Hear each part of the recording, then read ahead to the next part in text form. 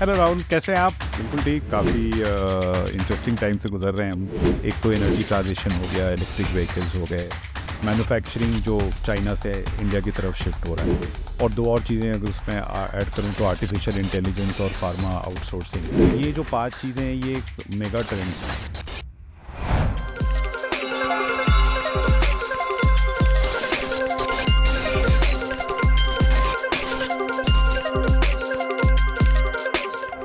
Hello Rahul, कैसे हैं आप? बिल्कुल ठीक। काफ़ी इंटरेस्टिंग टाइम से गुजर रहे हैं हम, तो अच्छे समय पे आपसे बात हो रही है वापस।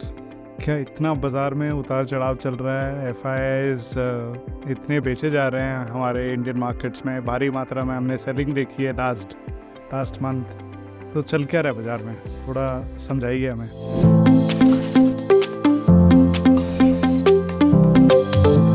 दो तीन चीज़ें चल रही हैं। एक तो पिछले 12 से 24 महीने अगर आपने देखा होगा कि मार्केट एक थीमेटिक तरीके से काम कर रहा था और कुछ पर्टिकुलर सेक्टर्स अच्छा कर रहे थे, और वैल्यूएशन का कुछ हिसाब किताब जो है थोड़ा लोग भूल गए थे। तो वो जो हिसाब किताब है थोड़ा हो रहा है अभी मार्केट में। कहाँ पे वैल्यूएशन जहाँ एक्सेस हो गए हैं वो कम हो रहे हैं, जहाँ पे वैल्यूएशन कम थी या रीजनेबल है वहाँ थोड़ी रोटेशन हो रही है। तो एक तो वो फेज़ से हम गुजर रहे हैं, और ये कंसोलिडेशन फेज़ हो सकता है 12 से 24 महीने चले। दूसरा, इसी समय क्या हुआ कि चाइना में भी जो मार्केट काफ़ी नीचे गिरी हुई थी और वैल्यूएशन काफ़ी सस्ती हो गई थी, वहाँ पे जो स्टिमुलस आया तो एक तरीके से वहाँ के मार्केट को एक सपोर्ट मिल गया है। और तीसरी चीज़ जो हो रही है, जो कि अभी हम उससे गुजर रहे हैं, कि हमारी जो अर्निंग सीज़न है सेकेंड क्वार्टर की, वो बहुत अच्छी नहीं जा रही है। और फेस्टिवल में जो डिमांड का जो आउटलुक है वो थोड़ा सा मिक्स्ड है। कुछ कंपनीज़ के लिए अच्छा है, कुछ कंपनीज़ के लिए अच्छा नहीं है। तो थोड़ा हम उस तरीके के उतार चढ़ाव से भी अब गुजर रहे हैं, जिसमें फंडामेंटल्स भी इन्वॉल्व है। तो ये 2-3 चीज़ों का कॉम्बिनेशन है, और मुझे लगता है ये वैल्यूएशन एक्सपेंसिव होने के कारण से, ये जो 2-3 कारण जो इसके बाद आए हैं, इन सब का एक कॉम्बिनेशन होने के बाद ये जो साइडवेज मूवमेंट है या जो कंसोलिडेशन फेज़ है, मुझे लगता है अगले 12 से 24 महीने चल सकता है। बट इस समय पे अच्छी बात यह है कि मैक्रो सिनेरियो में बहुत ज़्यादा चेंज नहीं आया है। जो हमारी करंट अकाउंट डेफिसिट या फिस्कल डेफिसिट, वो सब इंटैक्ट। तो हमें अर्निंग्स को बस देखना पड़ेगा, और हो सकता है हमें इस मार्केट के फेज़ में हमें थोड़ा ज़्यादा सावधानी बरतनी पड़ेगी।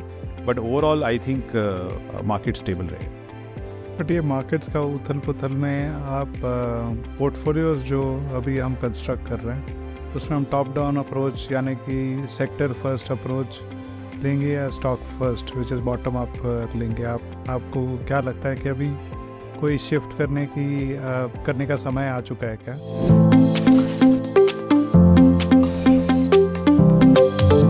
तो जो सेक्टर फर्स्ट जो अप्रोच था, जो टॉप डाउन अप्रोच जिसकी आप बात कर रहे हैं, वो जो दौर था वो पिछले 1-2 साल से जो चल रहा था, वो दौर अब समाप्त होने को है। और अब हम ऐसे दौर की तरफ जा रहे हैं जहाँ पे हमें कंपनीज़ पे कॉल लेना पड़ेगा कि ये कंपनी इस प्राइस पे इस फंडामेंटल्स के साथ वर्थ इट है कि नहीं है, रादर दैन सेइंग कि अच्छा ये सेक्टर अच्छा लग रहा है, तो आँख बंद करके आपने कोई भी 1-2 स्टॉक उसमें लिए तो सारे ने रिटर्न्स दे दिए पिछले 12-24 महीने में। अब वो फेज़ जो है वो ख़त्म हो रहा है। अब ऐसी कंपनीज़ पे ध्यान देना होगा जो अपनी जो एक उनकी जो स्ट्रेंथ है, उनको कैसे और वो बढ़ा रहे हैं, मार्केट शेयर कैसे बढ़ा रहे हैं, कौन से नए सेगमेंट्स पे जा रहे हैं। तो हर कंपनी का या तो नया प्रोडक्ट में जा रहे हैं या नए सर्विसेज में जा रहे हैं, या अपने बिजनेस मॉडल को इस तरीके से चेंज कर रहे हैं जिससे कि उनका जो है बिजनेस करने का दायरा या प्रॉफिट का दायरा बढ़ रहा है। तो वो एक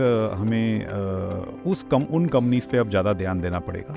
इसलिए मैं बोल रहा था कि जो बॉटम अप स्टाइल है या जो बॉटम अप इन्वेस्टमेंट स्टाइल है, उस पर फोकस थोड़ा रिटर्न करने वाला है। ऐसा नहीं कि सेक्टर में टॉप डाउन व्यू इम्पॉर्टेंट नहीं रहेगा, लेकिन उसकी जो इम्पॉर्टेंस समझिए 80-90% हो गई थी, वो इम्पॉर्टेंस कम हो के अब 40-50% हो जाएगी। तो हमें दोनों पे ध्यान रखना पड़ेगा, और बॉटम अप पे शायद थोड़ा ज़्यादा ध्यान देना पड़ेगा।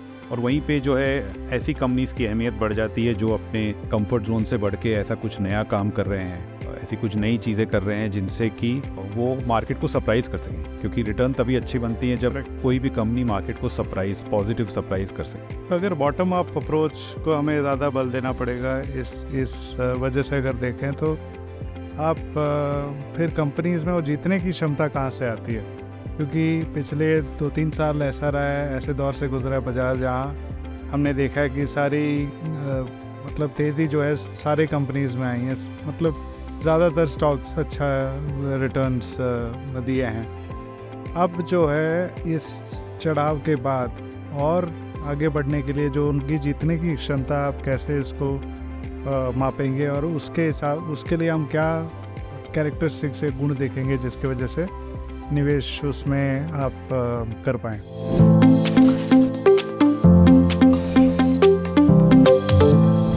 देखिए, सबसे बड़ा तो हम ये देखते हैं कि कोई भी कंपनी या उसकी जो मैनेजमेंट है वो अपने करंट पोजीशन से ऐसा क्या कर रही है जिससे कि या तो जो बोलते हैं टोटल एड्रेसेबल मार्केट बढ़ रही है, या जो टोटल प्रॉफिट पूल बढ़ रही है, या फिर नए प्रोडक्ट में जा रहे हैं, नए सर्विसेज में जा रहे हैं, या अपना बिजनेस मॉडल ही पूरा चेंज कर रहे हैं। क्योंकि आज 2-3 ऐसी चीज़ें हो रही हैं दुनिया में, 2-3 से भी ज़्यादा है एक्चुअली, लेकिन 2-3 चीज़ों का भी फ़र्क हमें सीधा सीधा दिखता है। एक तो एनर्जी ट्रांजिशन हो गया, इलेक्ट्रिक व्हीकल्स हो गए, मैन्युफैक्चरिंग जो चाइना से इंडिया की तरफ शिफ्ट हो रहा है, और 2 और चीज़ें अगर उसमें ऐड करूँ तो आर्टिफिशियल इंटेलिजेंस और फार्मा आउटसोर्सिंग।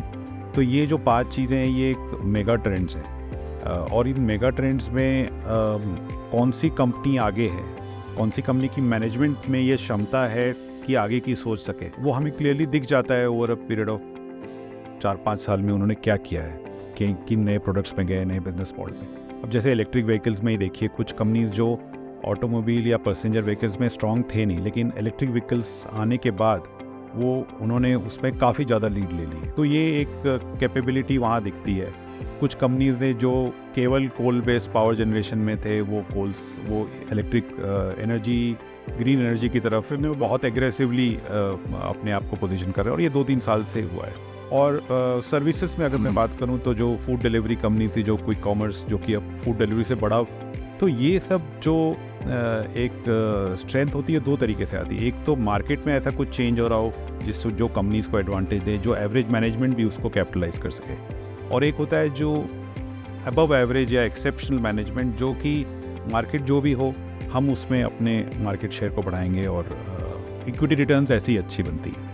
तो इसी कॉन्टेक्स्ट में अगर आप ये एक्सप्लेन कर पाएँ कि कोई कंपनी जो है अपना कम्पिटिटिव एडवांटेज जो है कैसे और बड़ा कर सकती है और उसको पुख्ता कैसे कर सकती है, उसके लिए क्या उनको करना पड़ता है अपने कंपनी के अंदर इन टर्म्स ऑफ इनोवेशन, जिसकी वजह से और अपने आप को मजबूत कर पाएँ अपनी पोजीशन।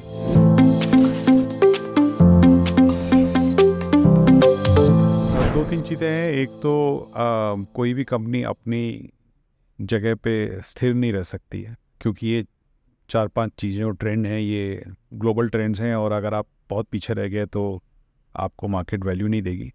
भले ही आप 1-2 साल और अच्छा कर लें, लेकिन आपको मार्केट वैल्यू नहीं देगी। तो जो हम गुण देखना चाहते हैं कि मैनेजमेंट में कैपिटल एलोकेशन किस तरफ जा रहा है, कैसे, क्या सोच है, क्या वो सोच रहे हैं कि हम अपने मार्केट शेयर, अपने शेयर होल्डर्स को कैसे ज़्यादा से ज़्यादा ग्रोथ दे सकें, रिटर्न दे सकें, और उसके लिए जो भी करना पड़े वो कर रहे हैं, और जो थोड़ा बहुत रिस्क लेना पड़े वो रिस्क ले रहे हैं। कुछ कंपनीज रिस्क नहीं लेना चाहती हैं, कुछ कंपनीज रिस्क लेना चाहती हैं, उसमें 3 चीज़ें ट्राई करेंगी, एक चीज़ें सही होंगी।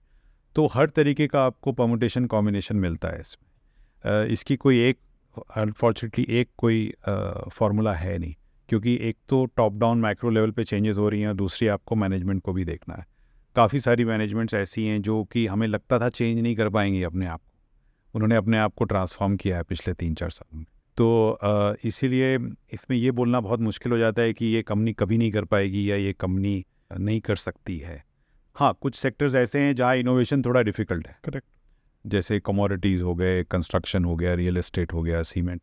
लेकिन बाकी काफ़ी सारे सेक्टर्स में आज इतनी एक्टिविटी हो रही है कि अगर कोई कंपनी चाहे कि ऑर्गेनिकली या इनऑर्गेनिकली एक्विजिशन के थ्रू ही अपने आप को ज़्यादा, जैसा आपने बोला, पुख्ता कर सकती है, अपनी जो मार्केट स्ट्रेंथ है उसको और कैसे बढ़ा सकती है। इनोवेशन में भी हमने सुना है कि 2 तरीके के इनोवेशन रहते हैं, और अगर आप मिसाल के तौर पे बता पाएँ कि क्या है वो तरीके, और कैसे कुछ अगर एग्जांपल आपने देखा है जिसकी वजह से और ये बात जो है क्लियर हो जाए कि हम कैसी कंपनीज ढूंढ रहे हैं। क्योंकि हमारा जो टाटा इंडिया इनोवेशन फंड जो NFO लॉन्च कर रहा है, उसमें माना जाता है कि हम ऐसी कंपनीज ढूंढते हैं या ऐसी थीम्स ढूंढ रहे हैं जो शायद ये दोनों टाइप के इनोवेशन प्ले करें।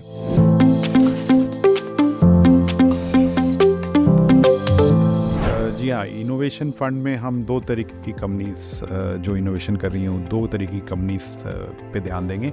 एक जो इंक्रीमेंटल इनोवेशन कर रही है, जो छोटी छोटी इनोवेशन, छोटी छोटी इंप्रूवमेंट्स, जिसको कि हम नज़रअंदाज नहीं कर सकते, क्योंकि यहीं से वैल्यू यहाँ से भी बहुत क्रिएट होती है। हर कंपनी जो अपने आप को कॉन्स्टेंटली इम्प्रूव करते रहे, अपने एडजेसेंट मार्केट्स में जाते रहे, उसकी भी बहुत ज़्यादा अहमियत है। और दूसरी जो कैटेगरी है वो है ब्रेक थ्रू इनोवेशन, जो कि आपने ऐसा कुछ नया इनोवेशन किया अपनी रिस्क टेकिंग एबिलिटी से या अपनी कैपिटल की पावर से, जो कि आपको एक सडन जंप दे दे रेवेन्यू में और प्रोफाइल में, जो कि ग्रीन एनर्जी में हो रहा है, आज के दिन में क्विक कॉमर्स में हो रहा है। तो ये ब्रेक थ्रू इनोवेशन हो जाए। तो ये दो तरीके से हम जो कंपनीज को आइडेंटिफाई करेंगे वो इनोवेशन फंड का हिस्सा बने। आजकल हम ये एक सवाल बहुत आता है राहुल कि NFOs हैं काफ़ी सारे इंडस्ट्री में, थीम्स नए नए आ रहे हैं, सेक्टर्स नए नए आ रहे हैं। तो आप ये वाले इनोवेशन फंड को किस तरीके से देखते हैं कि ये thematic, narrow, bottom up, sector based या थीम बेस्ड जैसे इनोवेशन थीम के साथ देखते हैं कि ये थोड़ा और डाइवर्स है अक्रॉस सेक्टर्स? हमें इसे कैसे देखना चाहिए?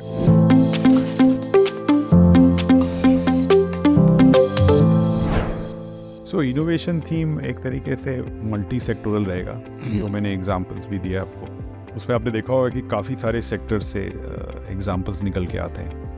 तो इसमें अच्छी बात यह है कि डाइवर्सिफाइड रहेगा सेक्टर के हिसाब से, और कुछ सेक्टर्स नहीं रहेंगे जैसा कि मैंने बोला, लेकिन काफ़ी सेक्टर्स के इसमें रहने की उम्मीद है, जो कि नॉर्मल सेक्टर फंड से डिफरेंट इसलिए हो जाती है क्योंकि जो बाकी सेक्टर फंड है, जैसे बैंकिंग हो गया या इंफ्रास्ट्रक्चर हो गया या फार्मा हो गया, उसमें आपको इंडिविजुअल सेक्टर की फॉर्च्यून्स पे ध्यान रखना पड़ता है कि वो सेक्टर अगर मैक्रो लेवल पे किसी बुरे दौर से गुजर रही है तो भले ही कंपनीज अच्छी हो, वो फिर भी चाह कर भी वो आपको रिटर्न नहीं दे पाएंगे। और सेम चीज़ उल्टे डायरेक्शन में भी होती है कि कभी कभी सेक्टर में इतनी अच्छी मोमेंटम रहती है या फंडामेंटल्स इतने इम्प्रूव हो रहे होते हैं कि आपने उसमें एक एवरेज कंपनी भी आपको ज़्यादा रिटर्न दे सकती है। तो टाइमिंग का हमें इसमें ध्यान ज़्यादा नहीं देना है इनोवेशन फंड में, जबकि टाइमिंग का हमें काफ़ी ध्यान रखना पड़ता है जब हम सेक्टर फंड की बात कर रहे हैं। तो एक हिसाब से ये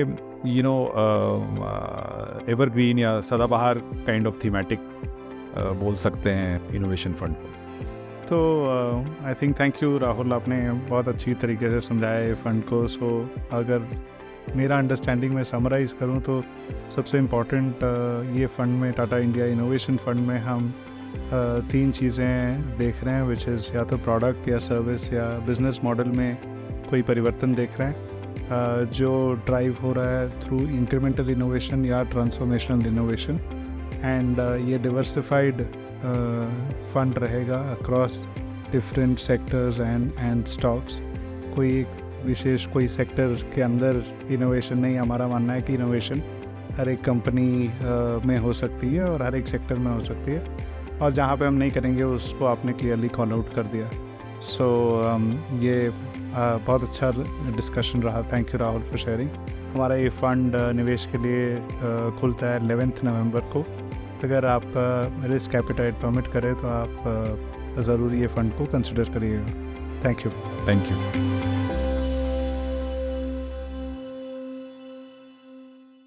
म्यूचुअल फंड निवेश बाजार जोखिमों के अधीन है। योजना संबंधी सभी दस्तावेज सावधानी पूर्वक पढ़ें।